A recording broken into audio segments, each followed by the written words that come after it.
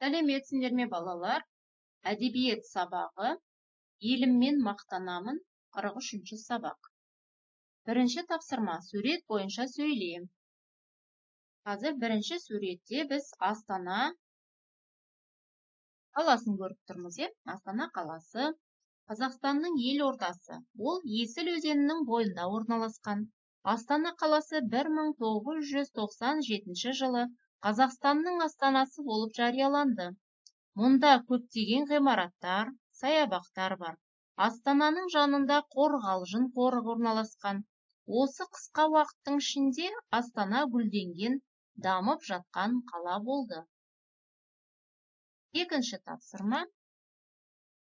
Мәтінді түсініп оқы. Біздің отанымыз Қазақстан. Сіз қай елде тудыңыз? Деп сұрады бірде менен француз жазушысы Мәскеуде жолыққанда. Қазақстан Республикасында. О, қандай үлкен ел, ғажап ел. Оның жеріне 5 Франция сыйып кетер еді. Я, дедім мен мақтаныш сезіммен. Қазақ даласы кенді Алтай тауларынан Ақжайықтың жасыл жағалауына дейін, Қаратау жоталарынан Қызылжар ормандарына дейін созылады. Біздің жердің қойнауы алтын мен күміске, темір мен көмірге, мұнай мен газға аса бай. Біздің егістікте бидай мен күріш, сұлы мен пар өседі. Аппақ қардай ақ мақта өсетін аудандар да бар. Көлеміне көз жетпес бақшалардан шырынды алма, алмұрт, жүзім, қара өрік пен сары өрік тереміз. Осындай кең байтақ жомарт далада батырлар мен ұлы ақындар, саусағынан сан өрнек төгілген зергерлер, шеберлер өмір сүрген. Бүкіл дүние жүзіне Абай мен Жамбылдың, оқымысты Шоқан Уәлихановтың, жазушы Мұхтар Әуезовтың, академик Қаныш Сәтпаевтың есімдері жақсы таныс. Біздің республикамызда 120-дан астам халықтың ұл қыздары тату-тәтті, ынтымақпен, жемісті еңбек етеді. Біз қандас болмасақ та жандаспыз. Қазақстан Республикасы біздің сүйікті де ортақ отанымыз. Деп жазады Мұзафар Әлімбай. Балалар, бұл мәтін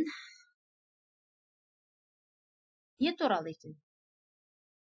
Мұзафар Әлімбайдың өз туған жерін мақтаныш сезіммен баяндаған. Мәтін неден басталады? Жалпы осы мәтіннің басталуынан бастайық. Мәтін не деп басталады екен? Мұзафар Әлімбайдың француз жазушысымен Мәскеуде кездесуі туралы басталады екен. Мәтін әрі қалай жалғасады? Жалғасуы, ортасы дейміз. Мұзафар Әлімбайдың өз туған жерінің табиғатын, байлығын, атақты адамдарын мақтанышпен әңгімелеумен жалғасады. Соңы елімізде басқа халықтармен тату-тәтті тұратынымызбен аяқталады екен. Бұл жалпы осы мәтіннің басы, ортасы, аяғы туралы. Келесі бізде 3-ші тапсырмада автор елін таныстыруды неден бастаған? Автор елін таныстыруды неден бастаған? Қалай жалғастырған? Мәтінге сүйеніп жазды. Бұл балалар жаңағы 3 бөлікке бөлдік, мәтінді 3 бөлікке бөлдік. Соның қай бөлігінде айтылады? Автор елін таныстыруды неден бастады? Ортасынан, мәтіннің ортаңғы бөлігі.